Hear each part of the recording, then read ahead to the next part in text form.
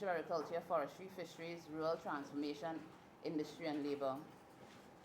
To my colleagues from the High Commission of Canada to Barbados and the Eastern Caribbean, I wish Asefa and the team, Councillor for Development and the Head of Cooperation, other representatives of Global Affairs Canada that may be joining us online, representatives from the Ministries of Youth and Gender, within Saint Vincent and the Grenadines, technical officers of the Ministry of Agriculture, Forestry, Fisheries, Rural Transformation, Industry and Labour in Saint Vincent and the Grenadines, representatives from the development partners, UNDP, CARDI, AICA, and other partners in Saint Vincent.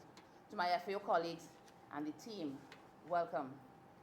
It is a pleasure for the FAO to be partnering with the Government of Canada to develop small farmers, women and youth in Saint Vincent and the Grenadines. Our project titled GCAF, as we so fondly call it now, Gender Responsive, Climate Smart Agriculture and Food Systems in the Caribbean, is a project being implemented by the FAO with funding from Canada, giving us the opportunity to improve the livelihoods of men, women and youth by promoting the use of adapted climate smart approaches and techniques in the agricultural sector. But we want to do this within the context of value chains, where we want to ensure that there is viability and business cases being made to ensure that income and livelihoods are improved. This also forces us to use a more holistic approach and to use data and evidence to guide our interventions while addressing some of your key constraints. The project seeks to increase the capacity of producers and processors and their use of tools and technologies, even to address different hazards that come and affect the chain as a result of climate change.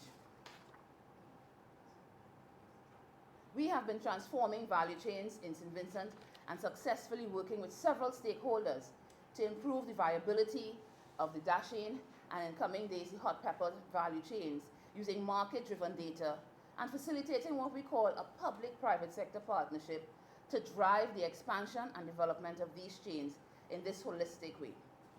It is driven on partnerships, and partnerships driven by your participation, which include pilots in production and processing, while we create with you the strategies to remove other binding constraints.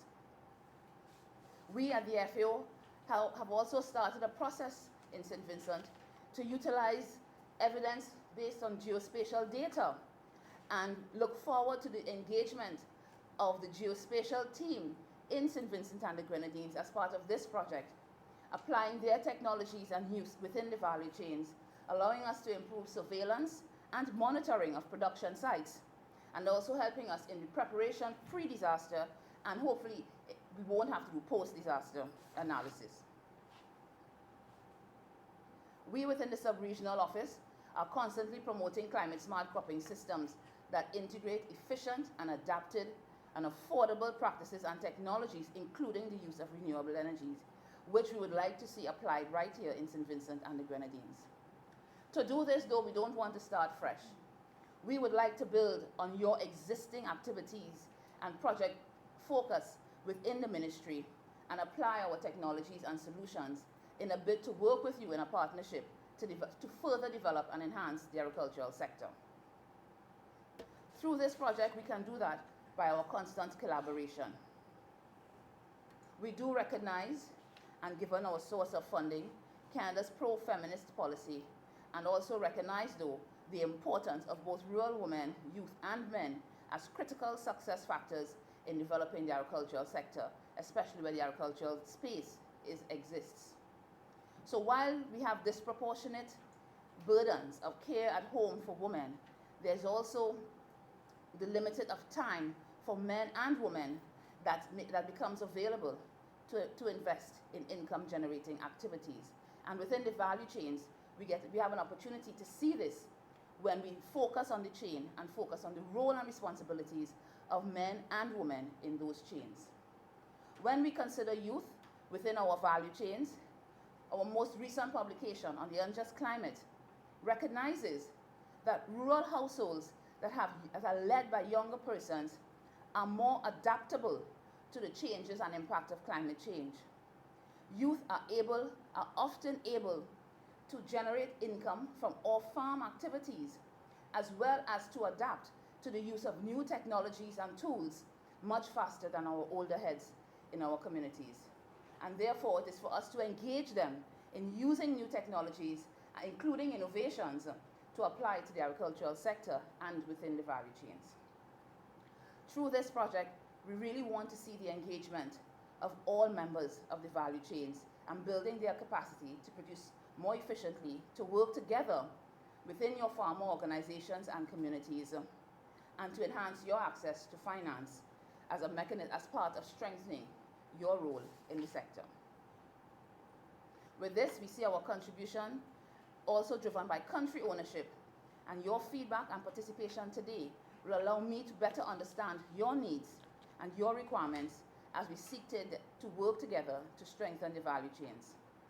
This is also an opportunity for us to collaborate and to contribute to the development and the reduction of your food import bill by 25% as mandated through the CARICOM heads of government. Thank you.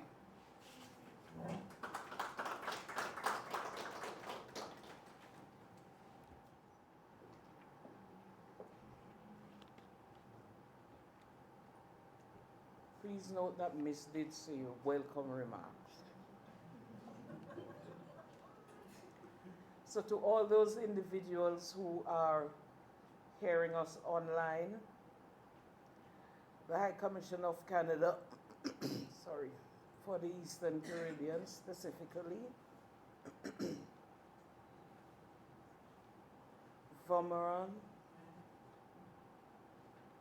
Mr. Dalton, Deputy Chief, Colville King, Project Focal Point, Mrs. Catherine Bonady John, all of those individuals from the Ministry of Youth,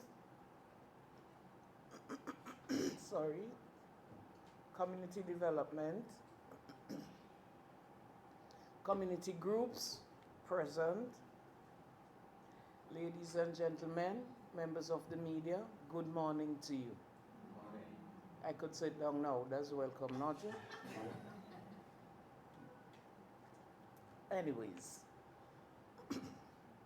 so we are all aware that we are just coming off from the Caribbean Week of Agriculture, which was celebrated under the theme, Climate Smart Agriculture for a Sustainable Future. The clarion call for Sustainable Development Goal number 2, which speaks to ending hunger, achieving food security, and improve nutrition, promote sustainable agriculture. Note sustainable agriculture keeps coming up all the time. But this would remain an idea, a dream of nations, if effective strategies relevant to this call are not developed and action. Many strategies, policy frameworks, academic publications, and other notable records, such as disaster risk reduction, has been created. But can we truly claim with absolute certainty that these result in a sustainable agriculture sector?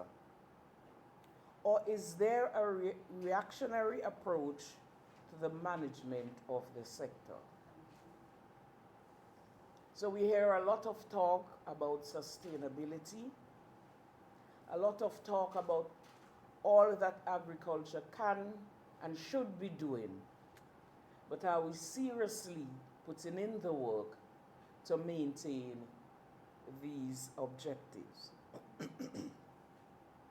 Following so many natural disasters in such a short period of time here in Saint Vincent and the Grenadines, the question to be considered is, can we continue in this manner of starting over every single time something happens?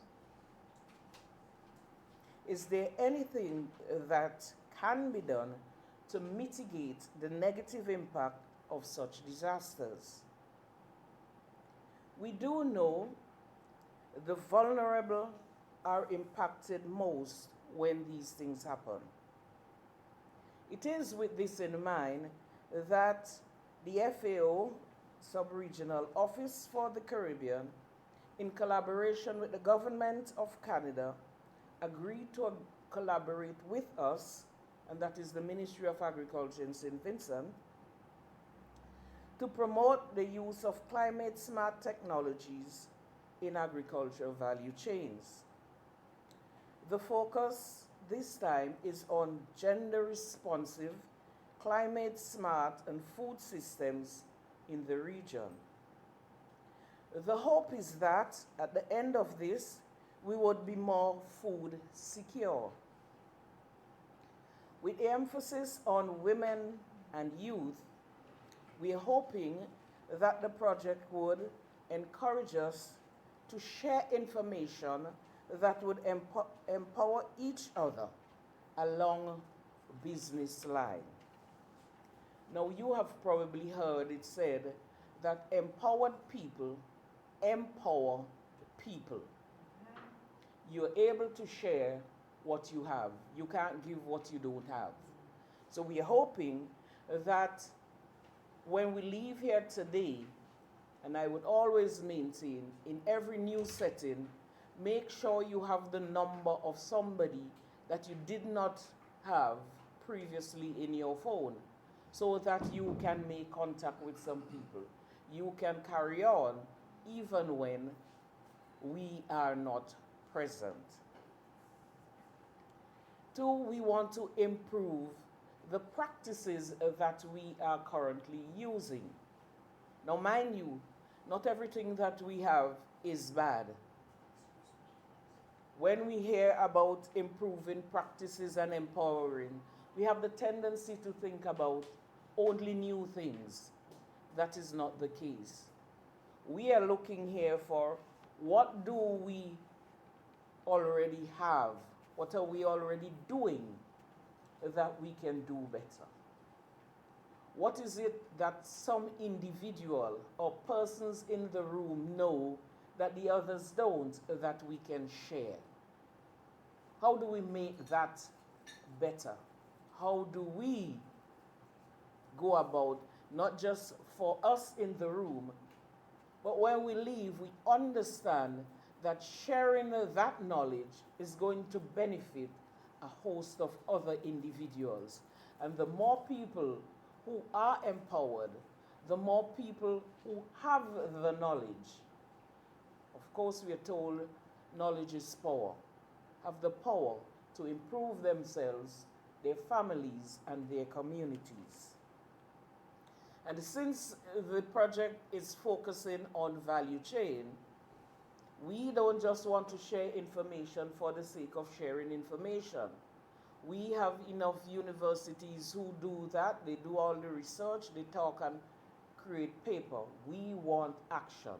We want to see something tangible coming out from all of this. And therefore, we're looking to make linkages with our producers and processors, creating markets along the way. It's no sense we plant, we create, and then there is nothing happening with it. We have the tendency, when there is tomatoes, for example, everybody has tomatoes, and unless you're really early or really late, we know what happens. You get the 50 cents and the dollar, and who walk around and say, don't want this one here, and touch up your stuff, but you can't make any noise, because if you make noise, the person next to you has the same thing and would be willing to sell it even cheaper, because they don't want to take it home, and everybody has to make a living. So we are looking to make those linkages that we don't all plant at the same time, reap the same time, or plant the same variety all the time, over and over. So, how can we do these things differently and better so that we get a better price, regardless to what we're doing, unless you're doing it for your home garden and you specifically only think about this is for me to go outside, cut off a two things here, take back to my kitchen.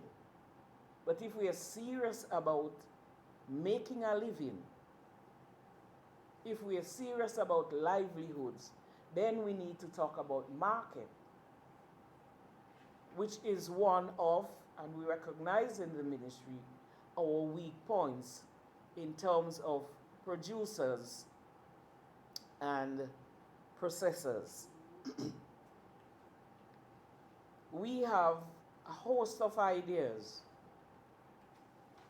that we want to work with, have been working with, but we want to get the most, and we are aware that more can be had from the information that already exists. In that way, because our emphasis is on gender and youth, we are looking for equality. Women, men don't be angry with me now, but we know that women in the household, if you give the woman the opportunity, that she is going to be looking out for her family. The more families that are taken care of, the better for the development of the community. More financially strong communities means more financially sound societies. It may look like something short, something simple, but I go back to the same: empowered people empower people, and an empowered woman would do all she can to assist her children within the community, so we end up with more resilient children communities, and give us what the FAO is working with, the four betters: better production, better nutrition, better environment, which means better life for all of Saint Vincent and the Grenadines. Thank you so very much for listening.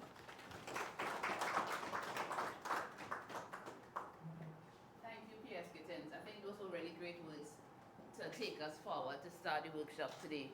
Our opening ceremony is really very short. I did not play the video from the High Commission, which they did send their remarks, just based on our audio challenges. What I'm going to do, though, is try to get the audio fixed, because I don't think you will hear it clearly from my laptop without having the speaker speaking. But the High Commission does send their best regards for the work being done under this project. With that, that brings us really and truly to the close of our opening ceremony. I will touch base, yes, with the hotel on the audio and play the message, even if it's at the lunch or the break time. First, at least hear the remarks sent by Canada, if that's okay with everyone, because I do think we'll hear clearly. At this juncture, I want to switch gears now to start to find out who's here in the room with us.